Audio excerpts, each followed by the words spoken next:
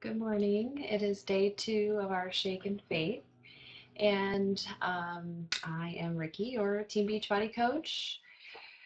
Today I chose from Made to Crave the devotion of the very next step you take.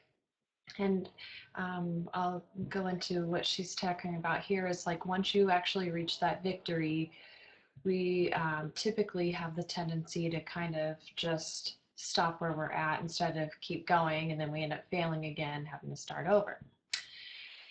So the verse that she chose today was Romans 6:19, and it says, just as you used to offer yourselves as slaves to impurity and to ever-increasing wickedness, so now offer yourselves as slaves to righteousness leading to holiness.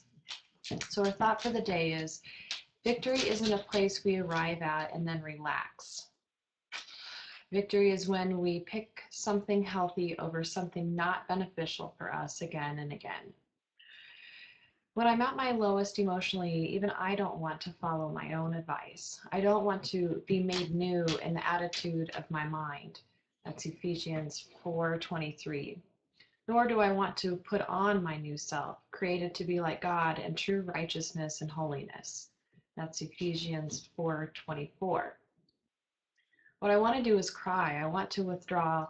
I want to be jealous that others don't have my issues. I want to be I want to be mad at God for giving me this metabolism.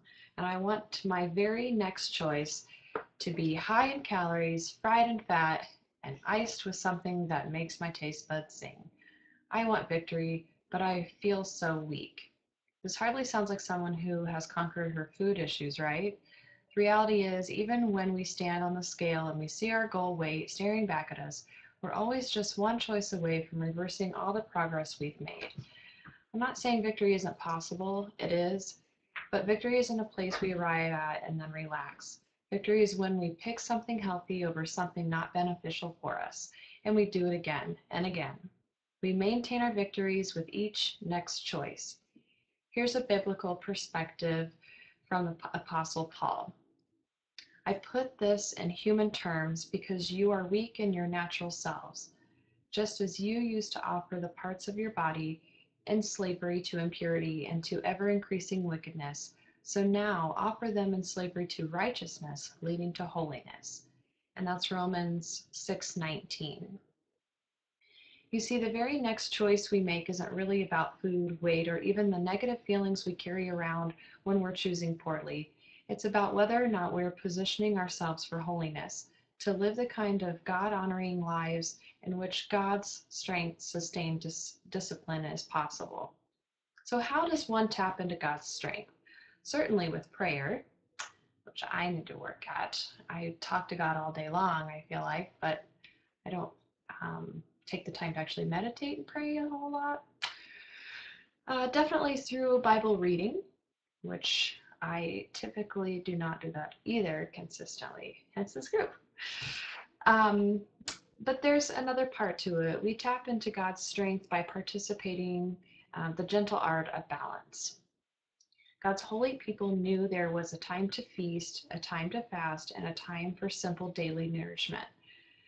That's what it means to practice balance. If I understand balance, I will eat to live, not live to eat. I will enjoy nourishment, not gorge on empty calories. I will eat until satisfied, not eat to be satisfied. As Romans 6:19 says, I will make right choices to honor God and lead to holiness rather than constant indulgences that lead to defeat. Do you ever find that if you reach your goal with your health and fitness, that you tend to reward yourself with a bowl of ice cream, or I know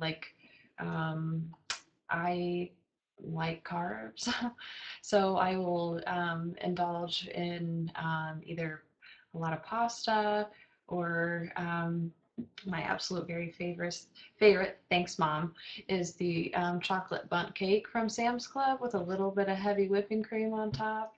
But I'll find that I don't have just one slice. I tend to like it all. Um, So to the very end here, whether the struggle is a food issue, a moral issue, or an emotional issue, or a relationship issue, deep down, you know when something is pulling your heart away from God. Deciding to live in a place of sustained discipline means making the choice not to view a struggle as an inevitable curse, but rather to see it as something good, something from which to learn and grow stronger. And one good choice later, you will taste the empowerment of true balance and continue reaching forward from there. So just think about that again. When we do reach our victories, just think about how you're rewarding yourself. And the biggest key is to keep going, not to just stop because you've reached that victory. You got to keep up that momentum. And I just recently, and still practicing, is everything that I do in my health and fitness now, I'm always thinking in my mind, God, I'm doing this for you, not just for myself. And then another thing a friend had told me one time that really kind of just stuck with me when it comes to eating is, when you're eating something that is tasty to the taste buds, like a pasta or like an ice cream or something like that, just have a little bit. Moderation is key. And just remember, you can always have it again. This is not going to be the last time that you can have that tasty treat or whatever your food of choices that sabotages you every time. So again, think about your choices and why you make those choices, and have a great day. I'll see you tomorrow.